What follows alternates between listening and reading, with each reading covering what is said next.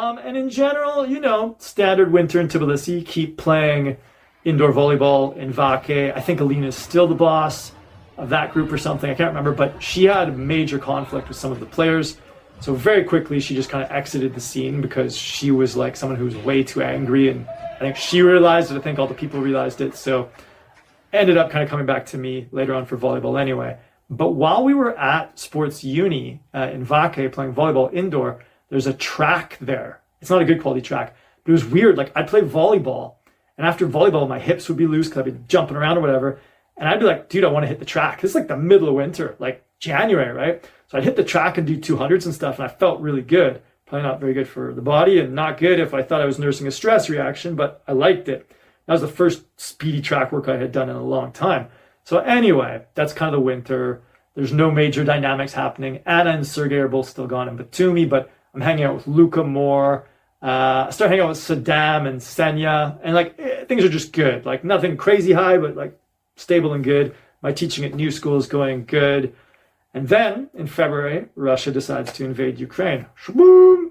And so in Georgia, we see tons of protests, like the anti-Russian thing, which Georgia is full of because Georgia's been oppressed by Russia for forever, right? I mentioned with Abkhazia and Ossetia, but just in general, Russia has been like a bully to Georgia forever, right? So Georgians aren't happy with Russia attacking Ukraine. There's a lot of protests.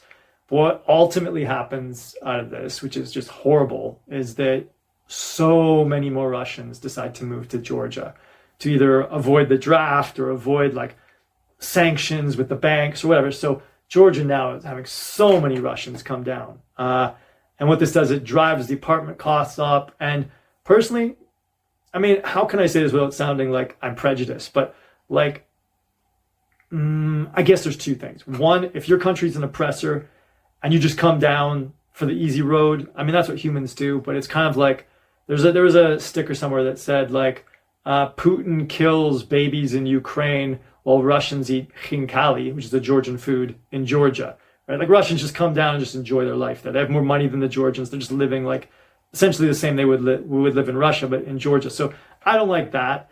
But also, to be fair, I like expressive people. I like people who are passionate, colorful, even if that means angry at times or crazy at times. I like expressiveness, right? And you can't generalize, but I will say, I kind of want to take a drink of water, but I will say in general, I feel like Russians are a little more sort of organized, controlled, restrained. And like there's a saying, like if you walk down the street in Russia smiling, they think you're crazy, right? So there's just, for me, a little bit of lack of expressiveness from the Russians, and just, how South Americans think North Americans are cold. I guess I kind of feel like that about the Russians as well. So all these Russians coming into Tbilisi, for multiple reasons, I wasn't a huge fan, but I wouldn't really notice that until later when it started to kind of pile up. Anyway, other news. So volleyball's good, everything's good. March 17th, again, boom, like the first year, we got a giant snowfall. And, it's okay because I'm going to take my first vacation. So this is my second vacation. So you can tell I'm a bit confused. So Malta I did at the Christmas break, but I also had a spring break at New School. And so I decided to go to Athens. It was super cheap. I got, I think, my flight there and back and my accommodation for like $200 US for like a week. It was just crazy because with Wizz Air and different airlines in Europe and Georgia, it's super cheap. And particularly like if you choose like close by big cities like Athens, you get like ridiculous deals. So I went to Athens, and I don't know, it's not super warm in Athens in like, I think this was the end of March, the beginning of April. Not cold, but like not warm. But yeah, it was cool. So I got there, I was staying in a place called Kalitea. It's near the beach, sort of downtown.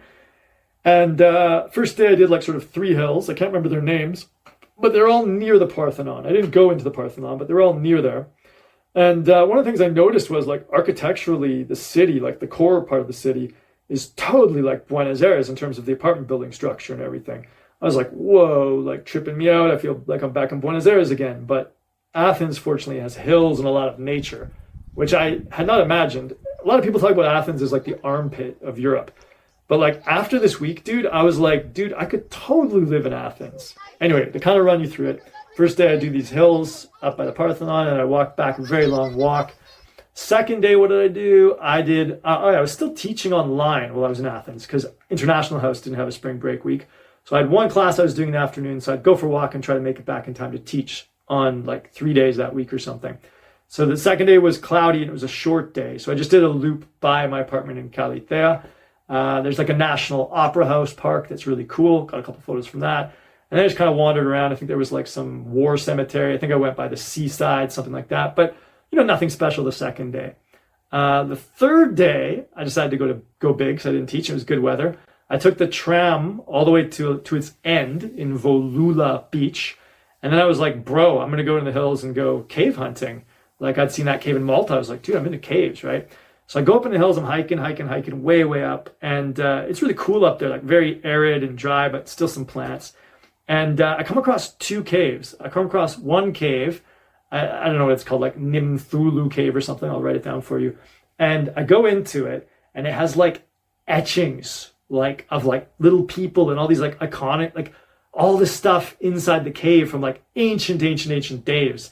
I think somebody might have lived in that cave, like some prophet or something, but it was wild. It was super cool. The cave itself wasn't the largest, but it was like so awesome that like there was like ancient carvings into the rocks. Like it was amazing. I was like, what? I grew up in North America. We don't have anything like that. So then I kept walking the hills. I got to a second cave that's actually like a massive cave. And I was scared as hell. Like it's so big, has like, what are they called? Stalactites and multiple rooms, multiple chambers. And I'm like, yeah, dude, like if there's a little vibration in the earth and something happens, I could die, I could be trapped in here. So I like went in there and I went deep into it, but like nowhere near as deep as you could have gone. And I was like pretty damn scared, but it was amazing in that cave too. Probably have some video of that.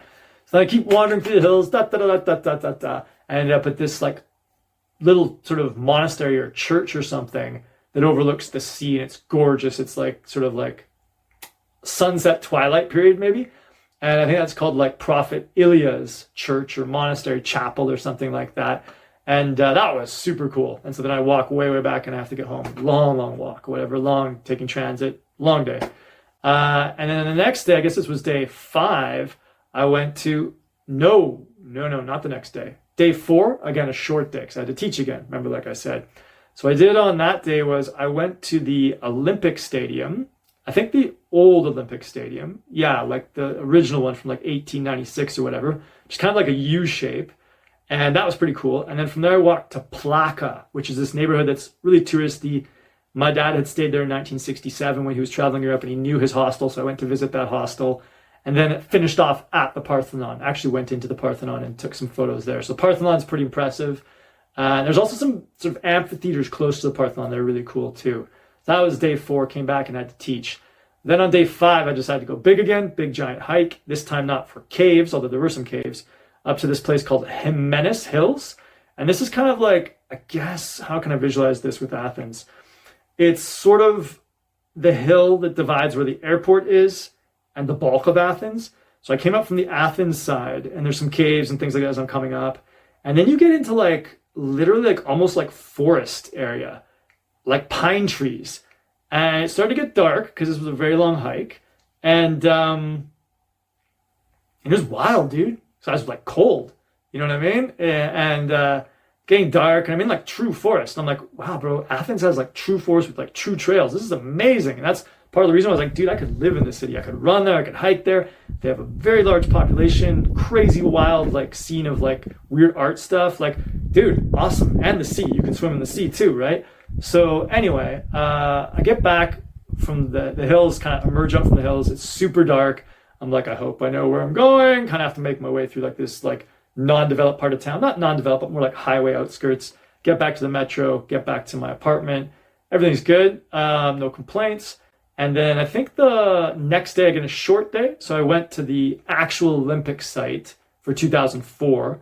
This was kind of emotional for me because, you know, as a child, a teenager, I was like, dude, I should be an Olympic athlete. In 2004, I was 24 years old. I think Bjork performed at that Olympics. My track and field club members, I think Gary and Dylan were both attending. And I really wanted to be there, but I wasn't good enough to be at the Olympics, right? So I was close, but not good enough. So I go to the Olympic Stadium. It's all closed, but I asked the janitor guy, can I go in onto the track and take some photos? He's like, yeah. Doesn't really speak English, but lets me on, so I do that. And then I continue on, and I went to like this cool hill that kind of overlooks the city. Very, very nice day. Then made it back to my apartment in time to teach, and that was all cool.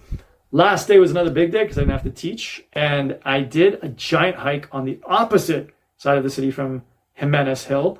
And this one's much less sort of like organized. Like it's sort of like you have to bushwhack and things. There's some trails and they die out and they go through some rough neighborhoods. And I try to connect a lot of things. I had to do some bushwhacking as well. So it's a photo of me with my chopped up legs after bushwhacking. But yeah, it was awesome, dude. I went from an area called Agua Marina and then to an area called, I think it's like Parama or something. That's Parama. I'll fix it on the video when I type it in for you. But there's these like amazing hills and you're looking over like the port and things. Again, very foresty at points, other points drier. Then I descended down to like this cemetery and it was like that sort of golden hour, sunset hour, just gorgeous, right? So I had some photos of that. And then I had to keep going to get to this like Parama place, or I can't remember its name. And that was quite a chore. And by the time I got there, it was like that twilight purple color. It was so gorgeous. And a really long day, so I was super spaced out. And I got down to where I had to catch the bus back. Caught the bus back to where I have to catch the metro back to my apartment, and that was Athens. So there were caves also on that last hike day as well. So anyway, Athens was amazing. I was like, wow, like I told you, I could live here, super good.